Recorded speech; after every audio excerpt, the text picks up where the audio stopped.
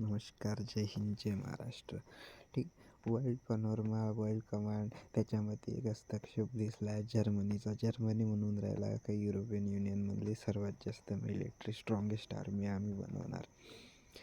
तर आजपर्यंत का मग जर्मनीकडं आर्मी नव्हती का? जर्मनीचा एवढा दबदबा नव्हता का भाई साहेब? त्या स्वतःची आर्मीसुद्धा डिझर्व करतील. ठीक आहे. तर नाही, वर्ल्डची थर्ड लार्जेस्ट इकॉनॉमी जर्मनी बनवून आहे आणि युरोपमध्ये थर्ड लार्जेस्ट मिलिटरी जर्मनी ठेवतो. ठीक आहे. पण सध्या जे वातावरण निर्माण झालं आहे त्याच्यामध्ये जर्मनीला वाटलं आहे का भाईसाहेब नाही, आपला कुठंतरी आपली एक स्ट्रॉंग आर्मी असायला पाहिजे आणि आपल्यापाशी न्यूक्लिअर वेपन नाही, आपण आपल्यापाशी कॅपेबल वेपनसुद्धा असायला पाहिजे. कारण की ज्या पद्धतीचं वातावरण निर्माण होऊन राहिलं आहे त्याच्यामध्ये जर्मनी कुठंतरी पिछळगू झाला अशा आणि त्याला वाटलं असेल. ठीक आहे. त्याच्याचमुळं तो आपली मिलिटरी कमांड स्ट्रॉंग बनवण्यासाठी उतरला असतील. ठीक. जर्मनीचा भरपूर सारा इतिहास आहे. Germany world war 1, world war 2चा कारणीभूत होता. आता वर्ल्ड वॉर 3चा ट्रेंडिंग चालू असल्याने आपल्याला वाटून राहिलं तर जर्मनीचा आतापर्यंत रोल पाणी नव्हता. बिकॉज जर्मनीमध्ये असलेले नाझी ज्या हिटलरच्या काळातले, ठीक आहे, जे एक स्ट्रॉंग नस्ल म्हणून उभारले होते आणि यहुदी कट्टर, यहुदीला होलोकॉस्ट दाखवला. ठीक आहे, हिटलरनं.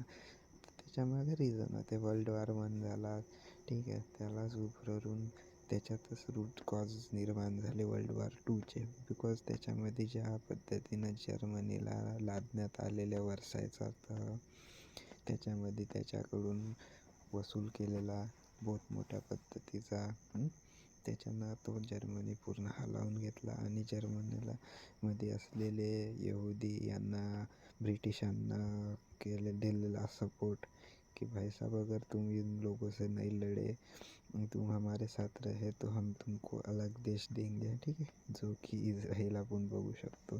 तर हा वाद आतापर्यंत तसाच स्ट्रेट चालू होता.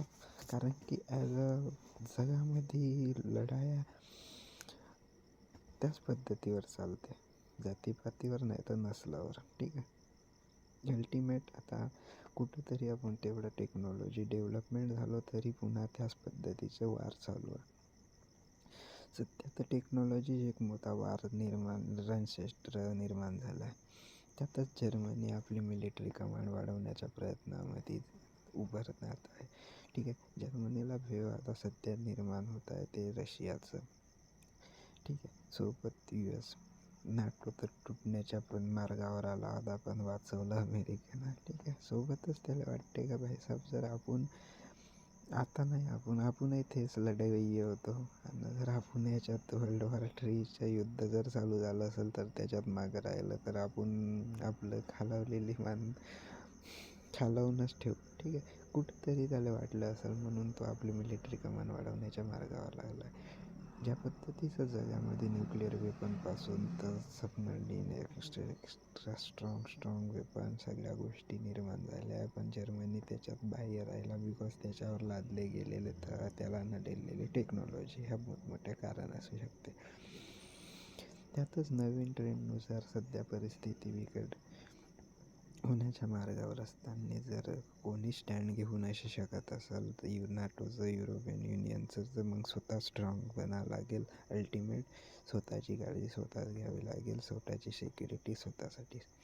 ठीक आहे. असो, वर्ल्ड वॉर 1 बघितला, वर्ल्ड वॉर 2 बघितला, त्याच्यानंतर सुद्धा ज्या पद्धतीचा जर्मनी उभारून आला आणि जर्मनीनं आता स्टँड ठेवून आहे ॲज अ वर्ल्ड इकॉनॉमीमध्ये 3rd नंबरवर. बिकॉज जेव्हा वर्ल्ड वॉर 2 झाला त्याच्यामध्ये युरोपियनमधले जे फ्रान्स होते, ब्रिटन होते, यांची पुरी इकॉनॉमी हलवून गेली. त्यांच्यापाशी दुसऱ्या जे ॲज अ कॉलनी होत्या त्यांच्या त्या सोडून द्यायला लागल्या. बिकॉज कुठं कमांड ठेवणार, पैसाच नव्हता उरला, पूर्ण नष्ट होऊन गेला होता. बहुत मोठ्या पद्धतीची मानहानी झाली.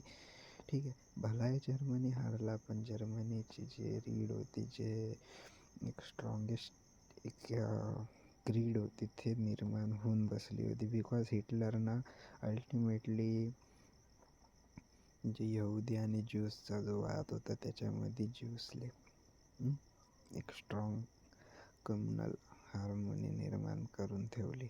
ठीक आहे, त्याचंच एक उदाहरण आपल्याला दिसते. जर्मनीमध्ये भरपूर सारे रिसर्च, शोध आणि भरपूर मोठ्या प्रमाणामध्ये टेक्नॉलॉजीचा प्रभाव आहे. पण जर्मनी कुठेतरी मागे मागं त्यांना आपल्या मिलिटरीवर, फोर्सेसवर खर्च केला नाही, तर तो आता करतील. ठीक आहे, बाकी तुम्हाला काय वाटते World War III ही चाहूल कशी काय वाटत आहे? ठीक आहे, होतील काय नाही याच्यात, होतील तर आता दुनियेचं काय होतील? ठीक आहे, कमेंटमध्ये कळवा. मी तेजस घाटे असेच नवनवीन व्हिडिओ घेऊन येत राहणार. चला, जय हिंद, जय महाराष्ट्र.